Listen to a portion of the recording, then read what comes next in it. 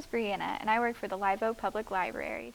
Today I'm going to be reading Ghost Tales from the Oldest City, Tales of St. Augustine, Florida by Suzy Cain, which is available for checkout at the Live Oak Public Library. Today's story will be The Nun and the Soldier.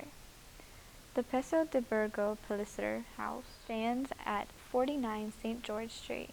A reconstruction of a minor can duplex, it is an important part of St. Augustine's historic district.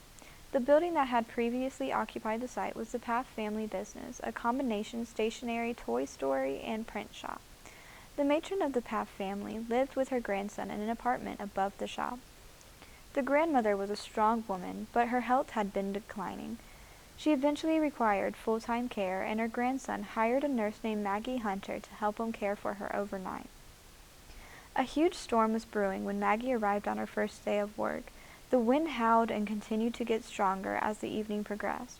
Maggie met with the grandson in his room on the opposite end of the hall from his grandmother's room.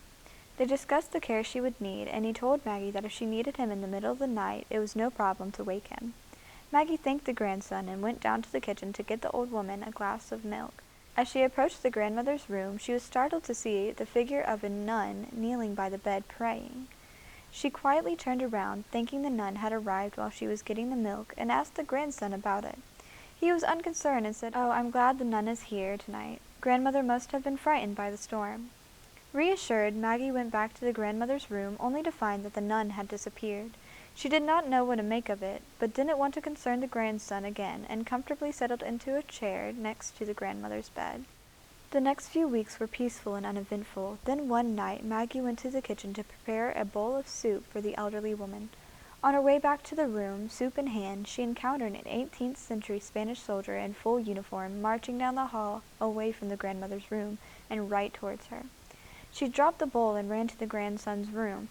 When she told him what she had seen, he practically knocked her over as he ran down the hall to his grandmother. Maggie raced down the hall after him and found him by his grandmother's bed, crying and muttering something about the nun and repeating, "Why did the soldier have to come? Why?" When he calmed down, he explained to Maggie that the nun appeared when his grandmother was frightened and gave her comfort, but his grandmother had always told him, "When it is my time to go, a soldier will come and take me away." Sure enough, his grandmother passed away that night, and no one ever saw the ghost of the soldier or nun ever again.